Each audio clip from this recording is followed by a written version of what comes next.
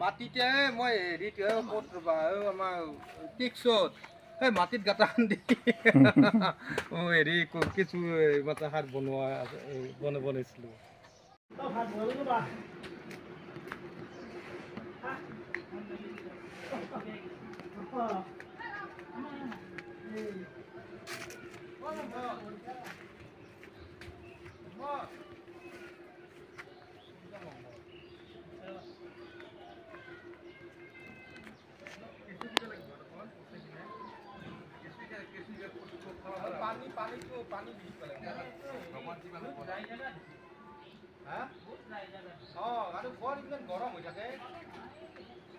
ধুনীয়া গুড়া হৈ আছে। মই বেলেগ একো যত্নও লোৱা নাই, কিন্তু সেই পানী চানীৰ মাজতে অলপ এই ভাত খাবলৈ পানী চানীবিলাক থাকে না, কিছু আছে নে নাই?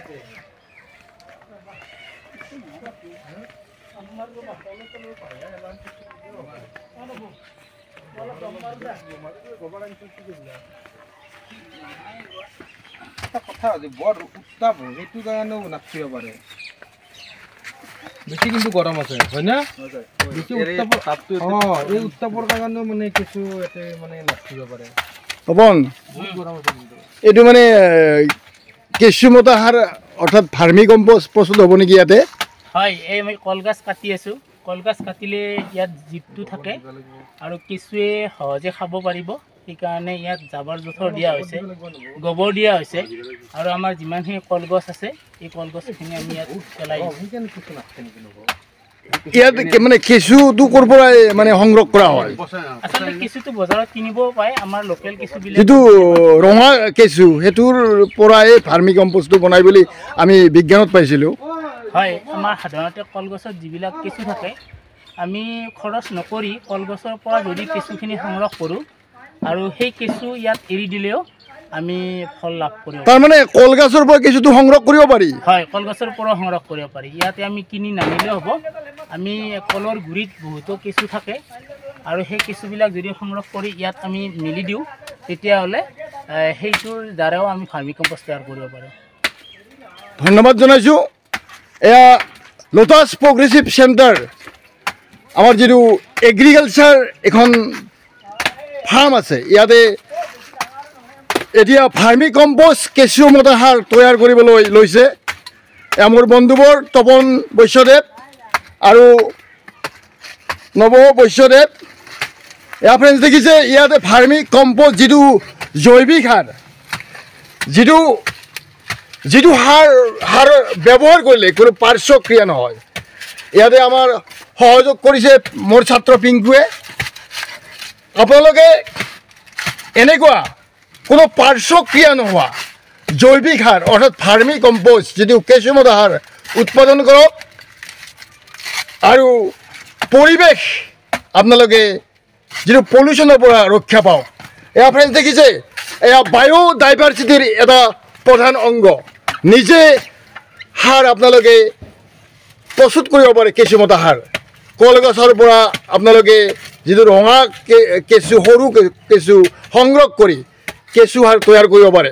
ইয়াতে মোৰ বন্ধু তপন বৈশ্যদেৱে মানে কলগছ কাটি দিয়াৰ অৰ্থ হৈছে কি, কলগছৰ পৰা পুষ্টি লাভ কৰিব, পানী লাভ কৰিব, বিভিন্ন মিনাৰেল পাব।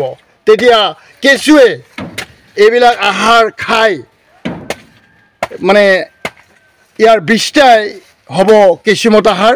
আৰু এনেকৈ আপোনালোকে কেঁচুমতা সাৰ তৈয়াৰ কৰিবলৈ লাগিলে আমাৰ নলবাৰী জিলাৰ মৰগাঁৱত অৱস্থিত লোটাছ প্ৰগ্ৰেছিভ চেণ্টাৰলৈকে আহক। বিভিন্ন প্ৰশিক্ষণৰে আপোনালোকক মানে প্ৰশিক্ষণপ্ৰাপ্ত অৰ্থাৎ প্ৰশিক্ষণ দি উৎপাদন কেনেকৈ কৰিব লাগে সেইটো মানে শিকাই দিব আমাৰ বন্ধুবোৰ তপন বৈশ্যদেৱে। আৰু পিংকু অলৰেডি এইবিলাক বিষয়ে জানে, নৱ বৈশ্যও জানে। এয়া হ'ল লোটাছ প্ৰগ্ৰেছিভ চেণ্টাৰৰ এয়া বৃহৎ ফাৰ্ম মৰগাঁৱত অৱস্থিত নলবাৰী জিলাৰ। আপোনালোকে আহিব, বিভিন্ন প্ৰকাৰৰ জৈৱিক সাৰৰ মানে যিবোৰ সমল ইয়াতে পাব আপোনালোকে। এই আৰু প্ৰতিটো ইয়াতে শস্য প্ৰতিটো ইয়াতে চব্জি মানে জৈৱিক সাৰেৰে কেঁচুমতা সাৰেৰে অৰ্থাৎ মেনাৰেৰে মানে উৎপাদন কৰিছে কাৰণ প্ৰকৃতিক মানে যিটো পাৰিপাৰ্শ্বিকতা ৰক্ষা কৰি মানে যিটো প্ৰকৃতিৰ যিটো মানে বায়'ডাইভাৰ্চিটি ৰক্ষা কৰি আমাৰ লোটাছ প্ৰকৃতি চেণ্টাৰে এটা গোটেই পৃথিৱীত নিদৰ্শন দাঙি ধৰিছে ফ্ৰেণ্ডছ এয়া ফ্ৰেণ্ডছ দেখিছে এয়া কেঁচুমতা সাৰ তৈয়াৰ কৰাত ব্যস্ত